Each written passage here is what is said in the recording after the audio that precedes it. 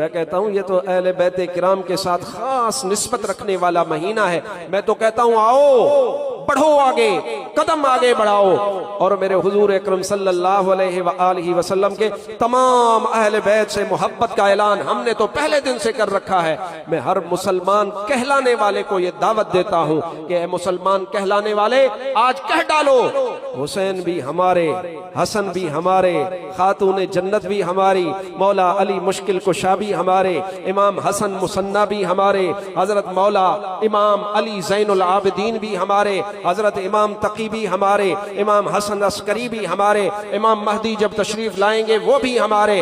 और ये भी साथ कहते जाओ कि ज़ुन्नूरैन जिसको मेरे हुजूर ने दो अपनी शहजादियां अता फरमाई वो भी हमारे, हजरत उमर भी हमारे, हजरत अबू बकर सिद्दीक भी हमारे। मेरे हुजूर का हर बच्चा हमारा, हुजूर से निस्बत रखने वाला मदीना भी हमारा, हुजूर अकरम सल्लल्लाहु अलैहि वसल्लम से निस्बत रखने वाले उलमा भी हमारे, हुफ्फाज भी हमारे।